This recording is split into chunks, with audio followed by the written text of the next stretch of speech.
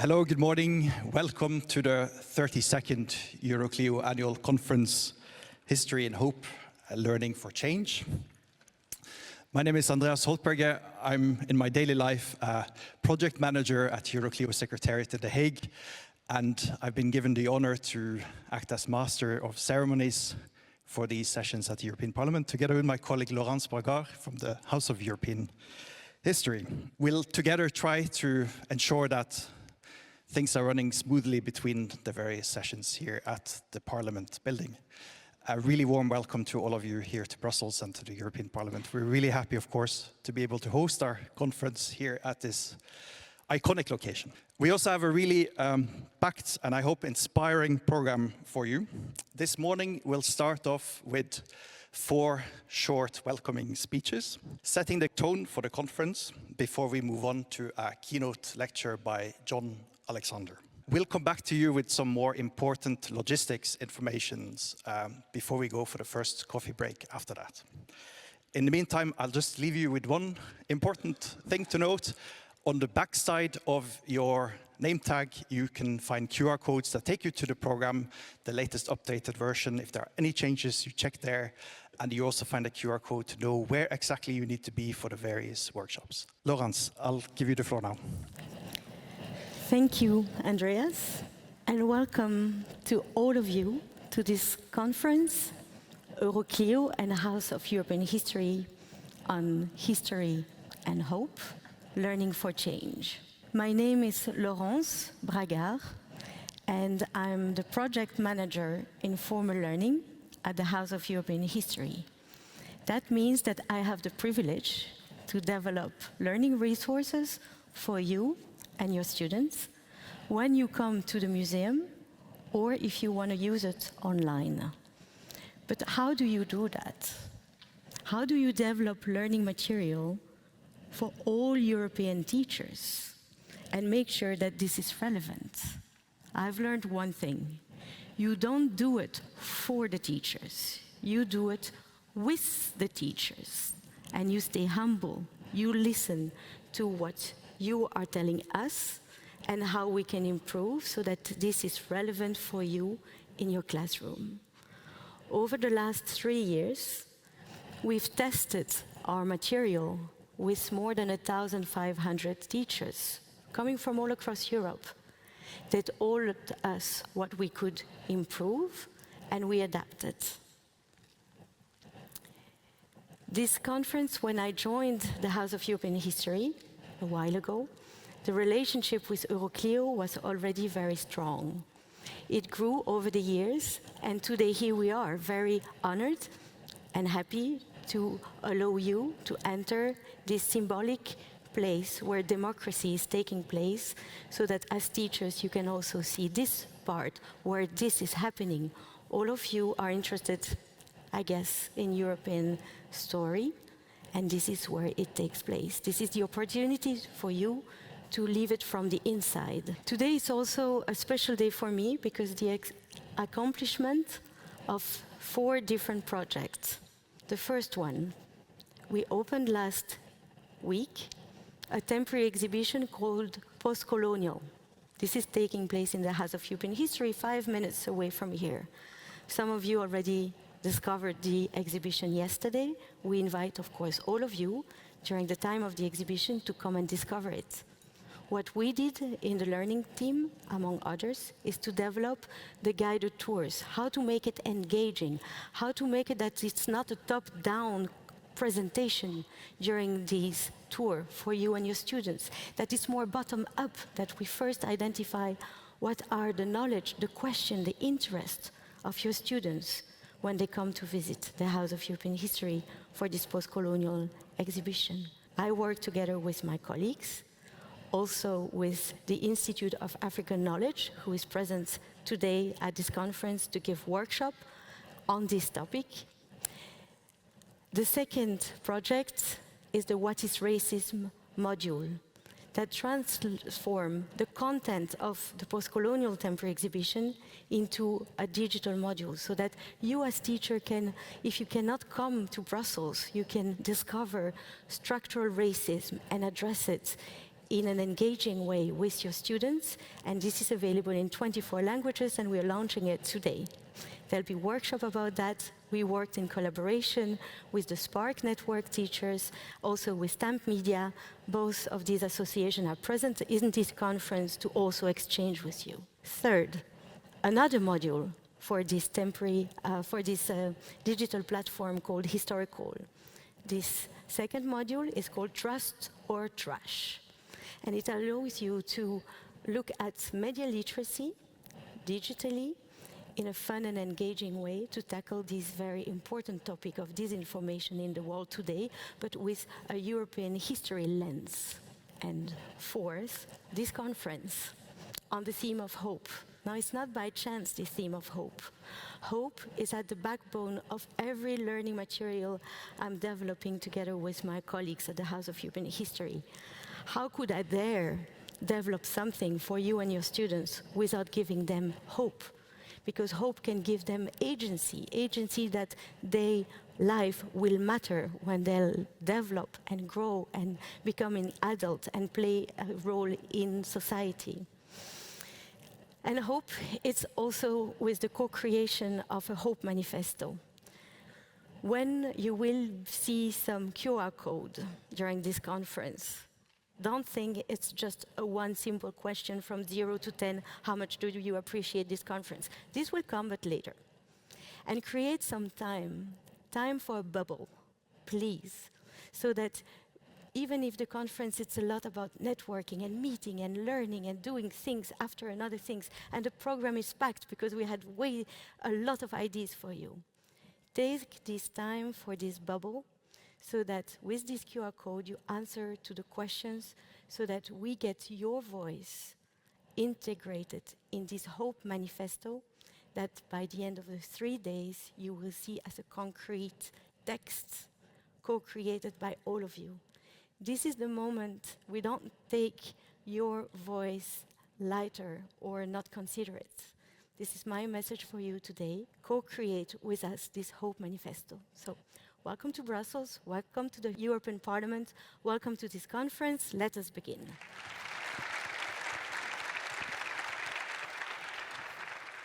Now it is my pleasure to introduce our first speaker for the official opening. I'm honored to welcome Philipp Schulmeister. He's the Director for Outreach in the Directorate General for Communication in the European Parliament. He has a long experience in public opinion, democratic engagement, and institutional communication. He has played a key role in developing outreach strategies to strengthen citizen participation and trust in democratic processes, including in the recent European election. I'm pleased to welcome him today to open this conference from the European Parliament perspective. Please join me to welcome Philipp Schulmeister.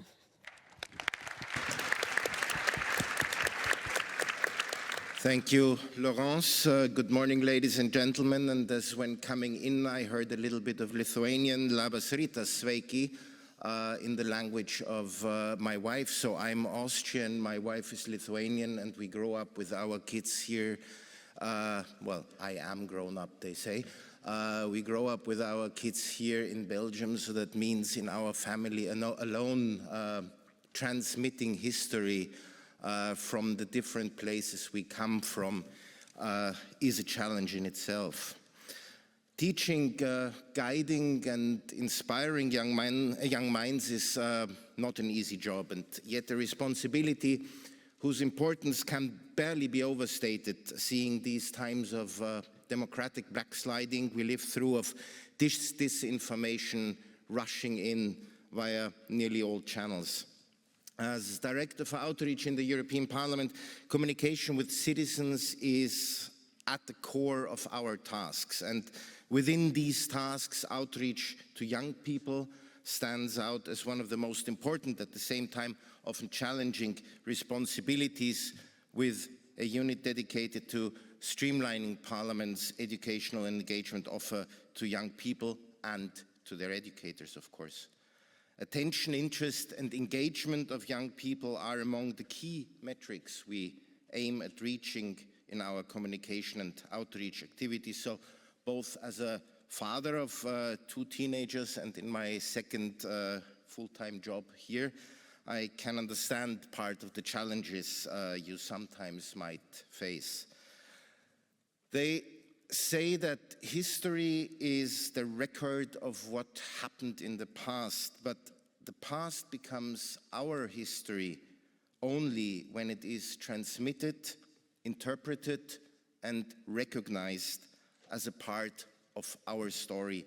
So right at the beginning, I would like to thank you all for being that conduit of dialogue and civil education in classrooms, in museums, in lecture halls across the European Union and beyond. You shape the way future generations understand society, understand citizenship and our shared history. But these days are no easy times for history. The world feels less certain, less safe. As the president of our house, Roberta Metsola, said to the EU ambassadors only a few weeks ago, we need to start to see the world as it is rather than how we wish it to be. But being realistic does not interfere, in my view, at all with defending a vision of hope, of a hopeful future. And we have seen hope in the courage and determination of Hungarians engaging for change. We have seen it in Georgia, where street protest helped push the country forward in its path towards EU membership. We have seen it in Moldova, in the energy of young people envisioning a European future. We see it every day in Ukraine, where people defend European values against bombs and bullets. And we also saw it after the COVID crisis, when the European Union acted together, taking unprecedented measures to save lives and to recover the economy. All these shows that unity indeed can deliver results. This European Union has transformed countries. It has changed lives. It has opened up horizons that a generation ago would have seemed impossible. And despite many crises and challenges, and despite the fact that I'm sure each and every one of you, me included, has something to say about what would need to change in this European Union of ours, what could become better. But Europe has been and must continue to be the space for prosperity for its citizens. So, there is no need to be naive. The European Union is far from perfect. Enrico Letta said this in one of his many books. Europe is imperfect, but it is irreplaceable at the same time. And in the face of the current geopolitical tensions, the European Union and the basic idea of the Union and its underlying values are what stand out as a beacon of hope. Of course, we will need to adapt to this new world, but it needs to continue being a place that combines 3 fundamental pillars: economic progress, respect for democracy and human rights, and the social dimension. Because these pillars, the rights and freedoms that we enjoy today, they only exist in a democracy.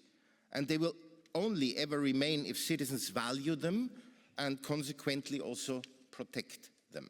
And I'm sure and very much looking forward to it that the Hope Manifesto that you will write in the upcoming days will reflect exactly this commitment. So thank you, EuroClio, for counting on the European Parliament, for being with us today, with the House of European History, in this plenary chamber on this day. Let me continue by sharing some reflections ahead of the development of this important exercise that's before you that I hope can inspire some ideas. Information is a fragile common good which is equally essential to education and to democracy. Today, the digital space where we spend a lot of time has become a geostrategic and ideological battleground where certain seek to manipulate information either to weaken legitimate debates and or to polarize and divide our societies, helped by the acceleration of new technologies such as AI. So more and more people feel they cannot trust anyone or anything. And if I look at our own public opinion surveys, Eurobarometer, and many others that we have, trust in politics, trust in politicians, trust in governmental institutions is eroding. Trust, on the other hand, in educators, in teachers, is still very high. Hence, this enormous importance that you, your role, your tasks have in protecting, in defending democracy. More and more people are questioning today whether democracy still works. And this is the exact goal of disinformation, of foreign interference, and information manipulation actors. And that's why ensuring information integrity is such a priority for the European Parliament, because it is the basis for informed decision-making. In the past years, members of this House have been pushing legislation to protect citizens from the harmful effect of the Internet, such as the Digital Services Act, the Artificial Intelligence Act, and the Act on Political Advertising. And legislation that promotes the freedom of press and protects journalists, such as the Media Freedom Act and the Anti-SLAPP Act that we currently just debate in this House. These laws are very important because they strengthen freedom of speech online and offline, because they ensure access to trustworthy information while allowing us to choose what we see. But regulation in itself is not enough. We know that there is no silver bullet against disinformation, against hybrid threats. Long-lasting solutions require the implication of the society as a whole. And if you ask me, it starts with education. It starts with media literacy, by helping teachers and students to help their ability to think critically when dealing with the challenges of the digital age. The earlier, the better, so we can build resilient societies. And that's why in the European Parliament we continuously expand our support for educators through trainings, educational materials, partnerships, and professional networks, where media literacy is one of the main pillars. In the course of these days, I trust that my colleagues will provide an overview of what is available for you. I know that the House of European History will present the new learning materials featured in the digital learning platform History Call. One of our most successful educational projects is EuroScholar, 35 years running, welcoming each year close to 10,000 students to Parliament's hemicycle in Strasbourg. We have the European Parliament Ambassador Schools, also known as EPAs, 2,000 schools already across the European Union and the UK, engaging over 5,000 teachers and around 35,000 students.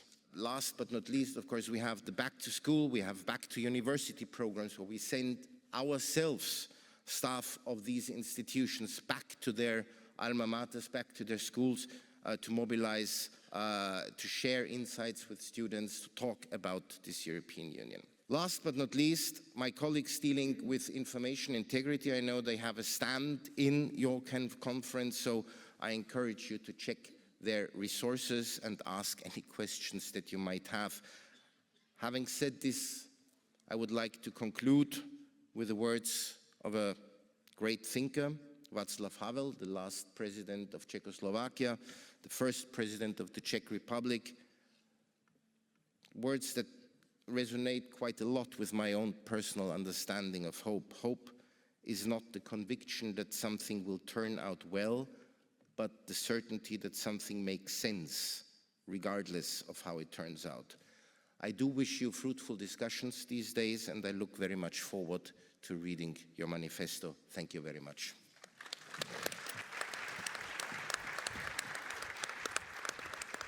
It is now my pleasure to introduce you to Constanze Itzel. She is the Museum Director of the House of European History, my museum director.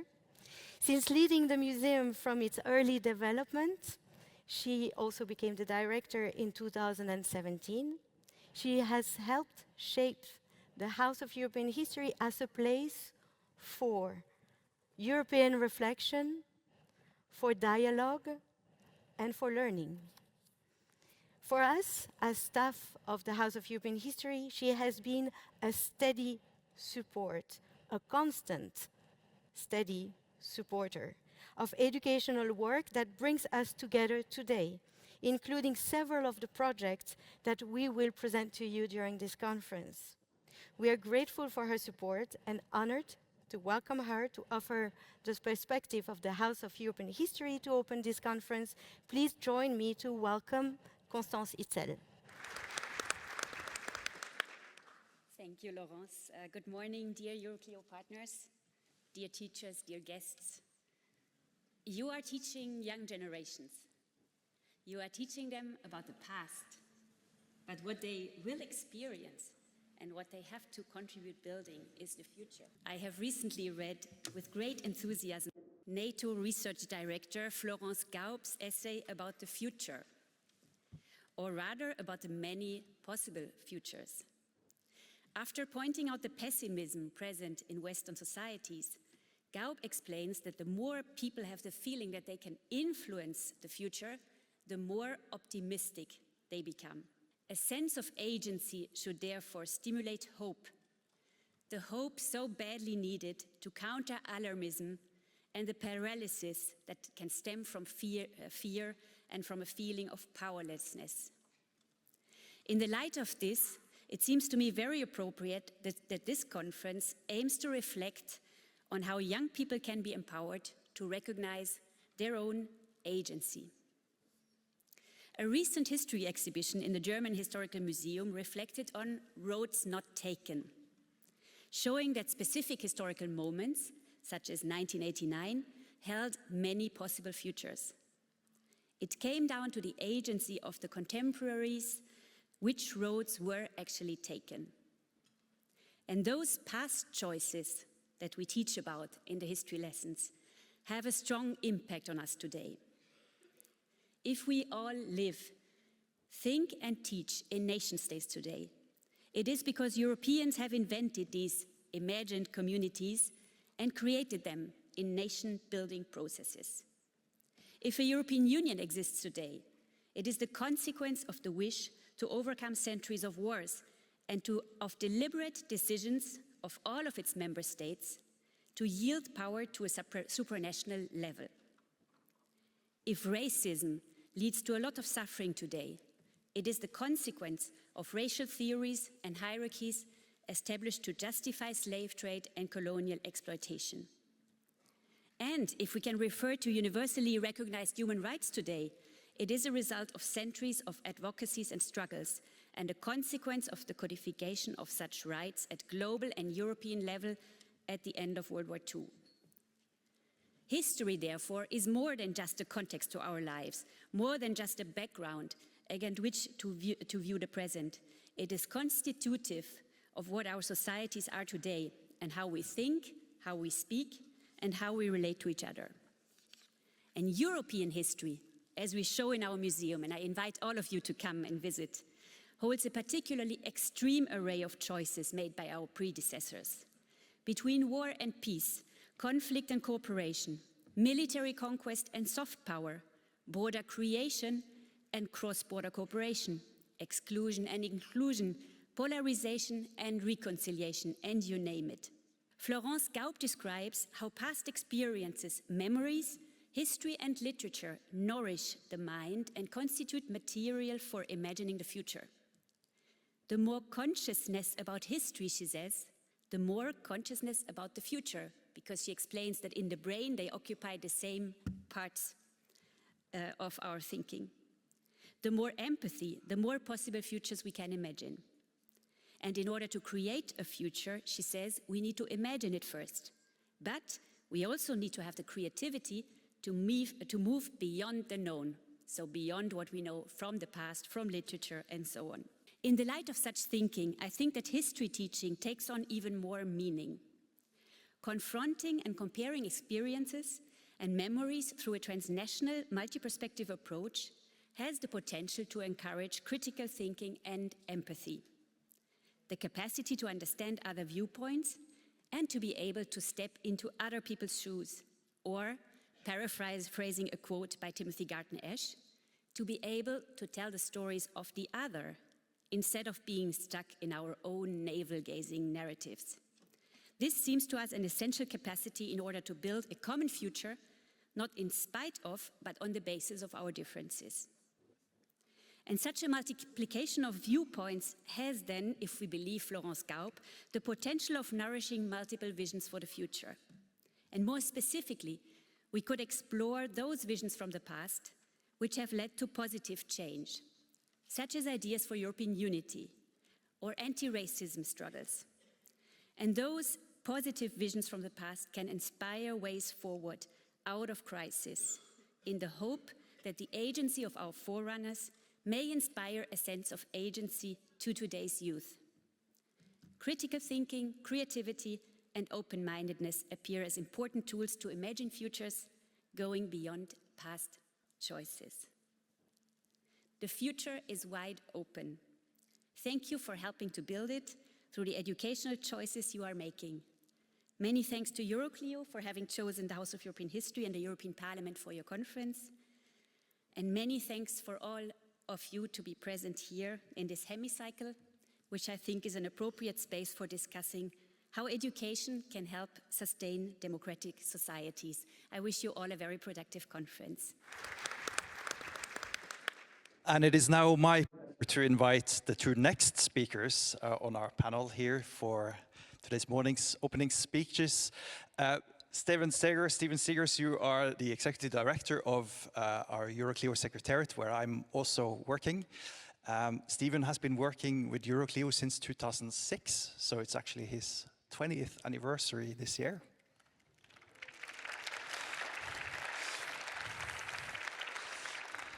While Steven is running the day-to-day business of our organization, we also have with us our president, the president of the board.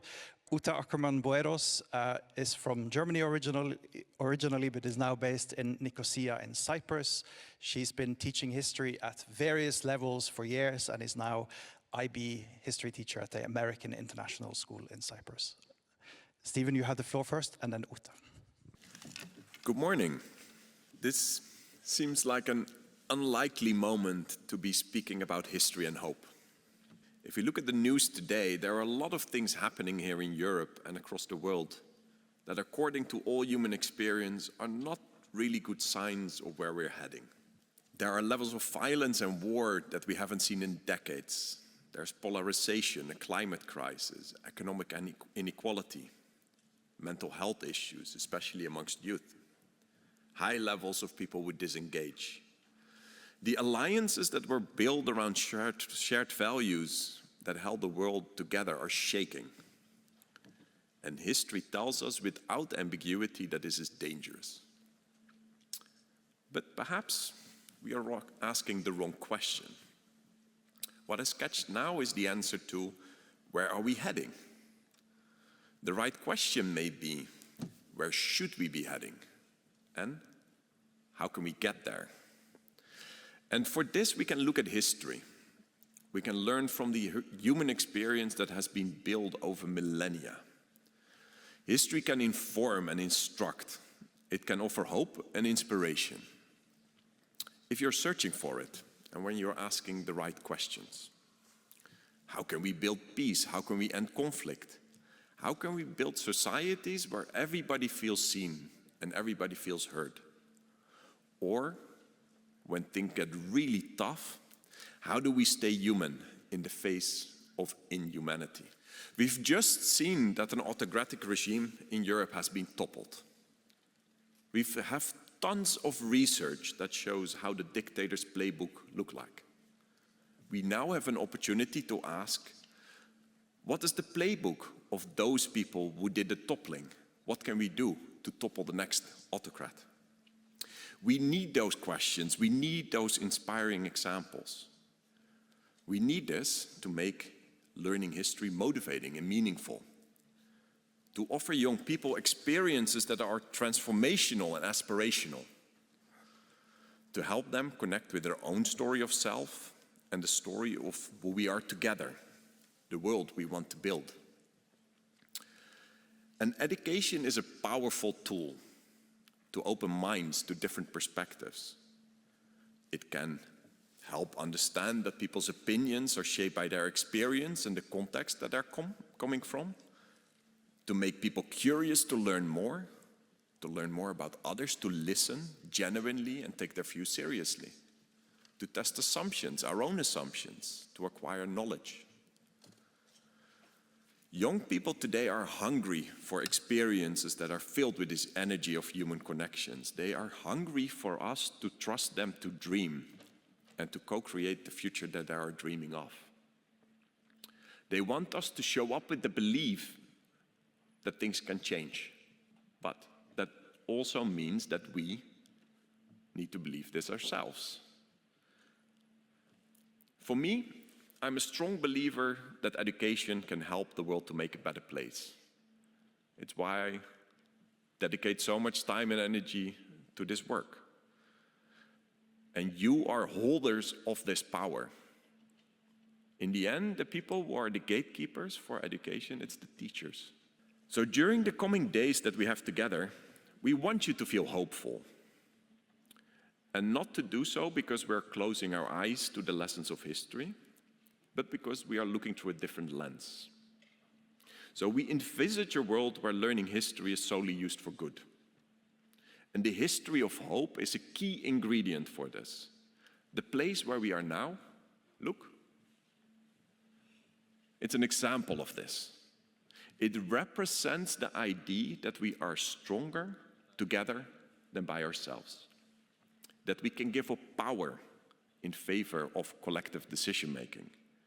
That we can pool resources to pursue common goals.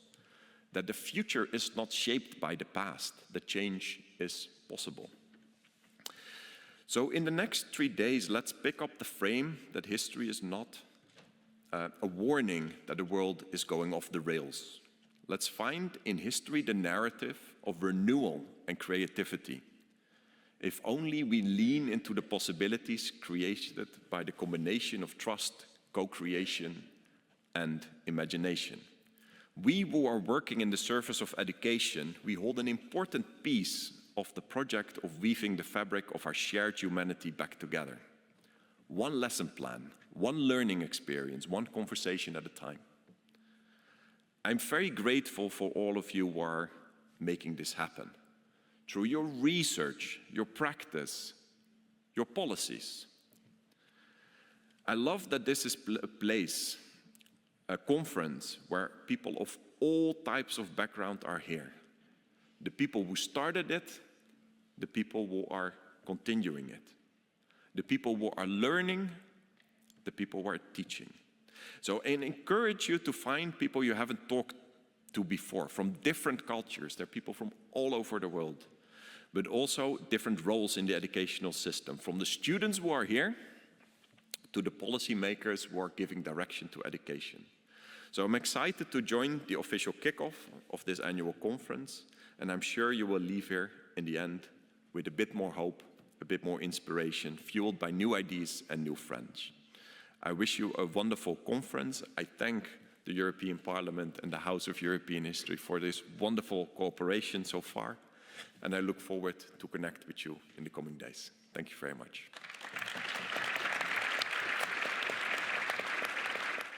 Good morning, everybody.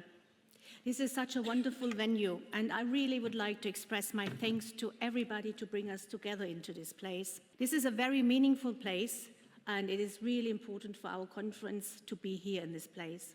I would also like to welcome the students, because in the end, this is about the students. So I think some of them are sitting at the balcony up there. So welcome to our conference.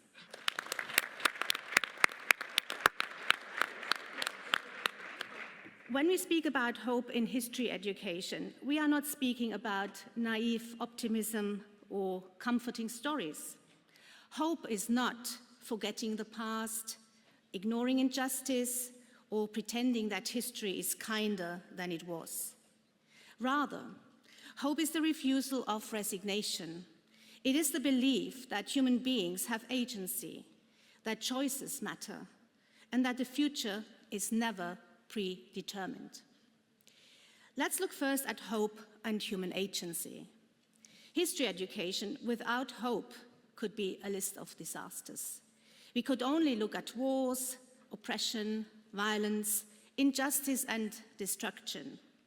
But history has also other stories to tell, and these stories are equally important. These are the stories about how people acted, resisted, rebuilt and renewed. We can say that hope emerges from agency. This in turn reminds students that historical events are made by people, not by fate. And if people make history, people can change history. This is why hope is not a fluffy concept. It is very practical.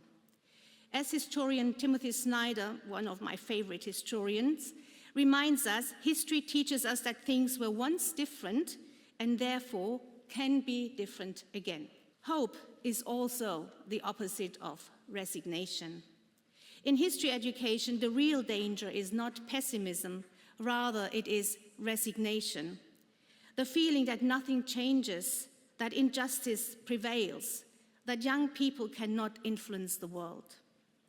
Hope stands against this because it says that the story is not finished. As history educators, we want our students to understand complexity. But hope offers also another level, that of possibility. And with this possibility, responsibility enters the picture.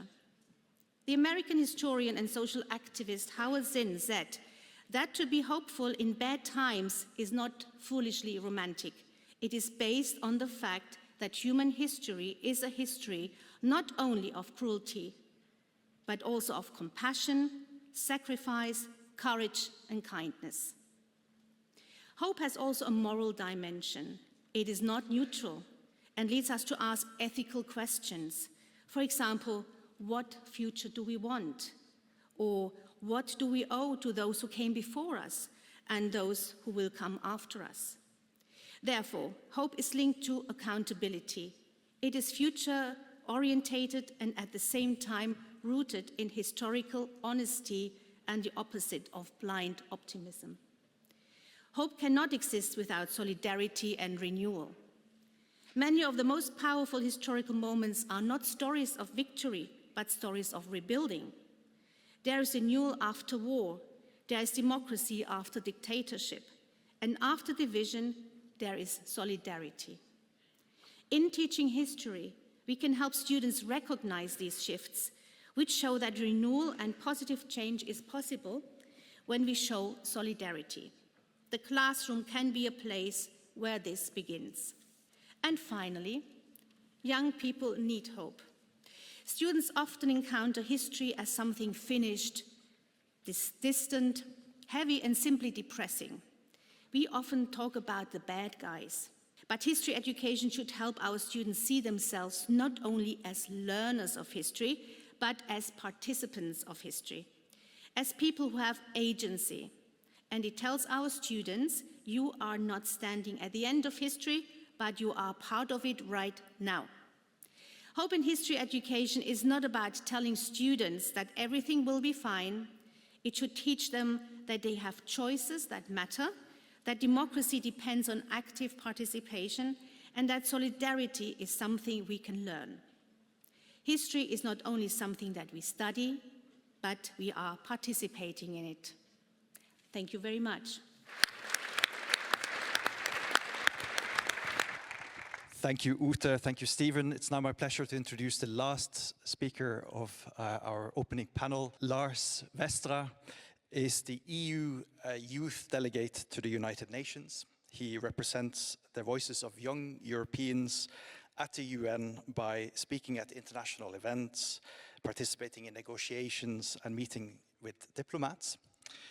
He works to bridge the gap between young people and the institutions such as the EU and the UN by encouraging these diplomats and policymakers to actively listen to young people while empowering young people to value their opinions and stand up for their own views. Lars, it's your turn. Thank you very much. Good morning. It's an honor to sit here today. And the last time I was here was actually only 3 days ago. I was in this room and I was standing here playing football together with the European Commissioner. We did a short warming up before we both gave a speech here. Apparently, I learned they don't really like it when you play football here, so not only I, but also the European Commissioner got kicked out. Why this matters, I will tell you later. First of all, there are only two people in this world you need to make proud in your life. Your 90-year-old self and your 9-year-old self. One is a story of history, the other a story of hope. When you are 90 years old, you have a lot of experience. When looking back, you probably won't care about money or status, but about what you actually did in your life. What is your heritage? There's a Dutch saying that translates to, a donkey doesn't bump into the same stone twice, meaning that you can learn from mistakes you made in the past. When you are 90 years old, you can see whether you've been a donkey or not. With so much experience, you're also a history expert, just like you. You will come to the conclusion that we did not really learn from history. Not because of what you studied, but just because you've been there. If you're 90 years old today, you have been there during World War II. You have seen the horrible consequences of discrimination, of making a particular group the scapegoat of all problems in society. But when you read a newspaper today, or look at your phone, if you're a modern 90-year-old, then you see migrants are supposedly the reason of all problems we have, or gay people, or transgenders. You see again discrimination. If you are 90 years old today, you have been there during the Cold War. You have had the fear of a war waiting to explode. In Eastern Europe, you have experienced how horrible it is to live in a dictatorship. But you have also seen that hope always wins from fear. But today, you see people allowing wannabe dictators to dismantle democratic institutions. You see human rights and freedom of speech to be limited. If you are 90 years old today, you have seen it all. You've been there for a long time. Across all protests, wars, and revolutions, you have seen the dangers of marginalization, when people are being pushed towards the edge of the society, with dangerous consequences. But today, you see again that the opinions of certain people are worth less. Whether we speak about different racial groups, political minorities, or even whole generations, like young people who have to wait till they're older before their voice actually counts. All world leaders deserve to have a 90-year-old next to them as a sort of personal advisor, to prevent a donkey from bumping into the same stone twice. Because you have also seen how it does work, if you work together and respect each other. Look at where we are now. The European Union, which has the slogan United in Diversity. And where we are now is a living proof that you can unite, not despite, but because of your differences. Your different cultures, ideas and backgrounds, and generations. When you can see that old people are not done with their lives, all grumpy and stuck in the past, no, we can use their experience. But also when you can respect 9-year-olds, because that is the other person you have to make proud in your life. A 9-year-old cares about the really important things: people, nature, the future. 9-year-olds don't have a lot of history, but they do have hope. They can be naive. They can dream.